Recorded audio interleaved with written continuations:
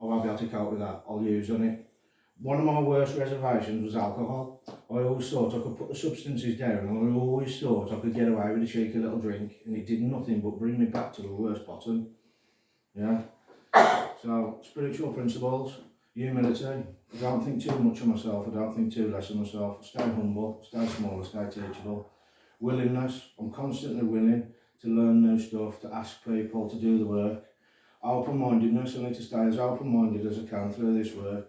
The more open my mind is, the more I can graft a new idea into my brain. Yeah, honesty for me is a bit of denial as well.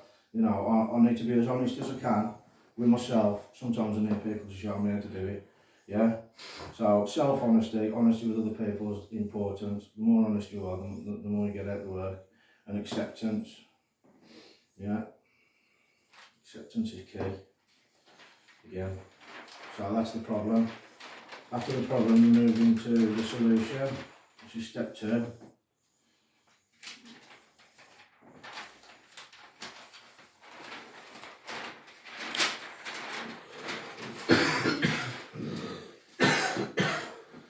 For the solution, we came to believe that a power greater than ourselves could restore us to sanity.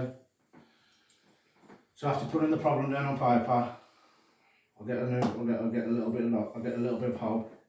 Yeah, I get hope. It gives me hope. Putting the problem down on paper gives me hope. It gives me hope for a better future that I can recover. Yeah, I'll get another realisation. I'll start to realise that I want to live in the solution, not the problem. Yeah. This gives me a bit of freedom, which in active addiction we don't get. Yeah. So with this freedom, I get to look at my insanity. I look how insane my decisions have been and how insane my life has been. You know, insanity for me is repeating the same things the same mistakes over and over and expecting different outcomes. Yeah, I constantly repeat the same mistake over and over, and I constantly get the same outcome. Insanity can leave you out of balance. Like for me, I'd put down the drugs and I'd constantly be working to burn out, earning money to burn out, training to burn out. Everything I did was out of balance, and it always had consequences. 9 times out of 10, I'd be ill and I'd use again. Yeah. Coming to believe for me was difficult because I never believed anybody. I'd order things out the catalogue and I wouldn't even believe they'd been ordered. Just something small like that. Is it here? Yeah. So during this bit, I start building a bit of faith through identification with other addicts. And I also start to believe something outside of myself, which I've always used is drugs. I believe that something outside of myself is going to help me recover, which was a power greater than me and also a higher power. Yeah. So a power greater than me is other addicts. First off, just any addict will do, you know, but now I like to think I'm in a fellowship, to be honest with you. Yeah. So a power greater than me is other addicts, it's literature and it's a step work. Those are powers greater than me. There are others, but they're the most important. I mean, have you ever read about talking about getting in the middle of the boat? The boat is a ship, yeah, and I never fell out in that ship. I trust other addicts. The restoration to sanity. For me, all of this here has been a process from the beginning to the end. My mind changed, yeah. It was a process of change. And through that change, I gained a new perspective and a different perception. Through a different perspective and perception, I could make healthier life decisions. I.e., let's stay in rehab, let's not go home, let's finish the work. In this step, we need to be open-minded, willing, build faith, build trust, and use humility. So from that decision there, which we constantly surrender on a deeper level, and we have better decisions, we move into step 3, which is the decision.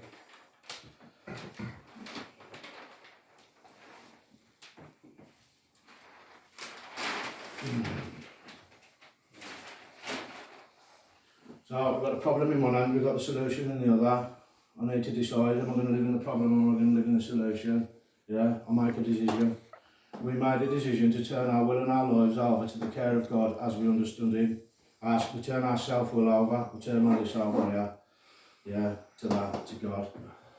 So making a decision for me, again, is in the heart. It's a heart decision, it's a spirit decision. It's not in the head. The head becomes complacent and it becomes fearful. The head produces false evidence appearing real to me. So I have to hurry up, because if I can become complacent on this decision, complacency is a breeding ground for temptations. Yeah. Self-will, I have to look at what my part is and who I am in this part of the programme, what I'm like in running on self-will. I withdraw, I isolate, I become self-centred, I'm impulsive and I'm aggressive. I want to turn all this behaviour over to the God of my understanding. Yeah, give myself a good chance. The God of our understanding is different for everybody. My God is that little whisper inside of me, it's my consciousness. Yeah, and I build that up through faith, trust, and speaking in runes. I believe that it works on energy. That's my belief. I believe everything's energy. Everything's energy, everything's frequencies. For instance, when I pray, a prayer is a sound.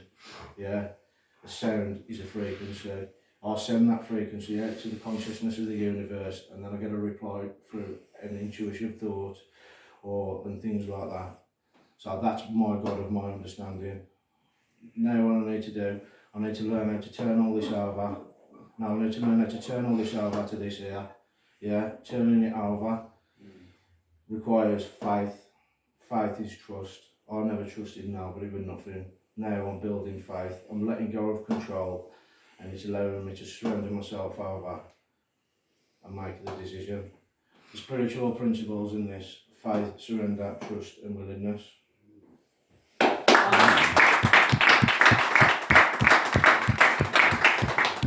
I don't continue filming now, do I? No, I can turn it off now.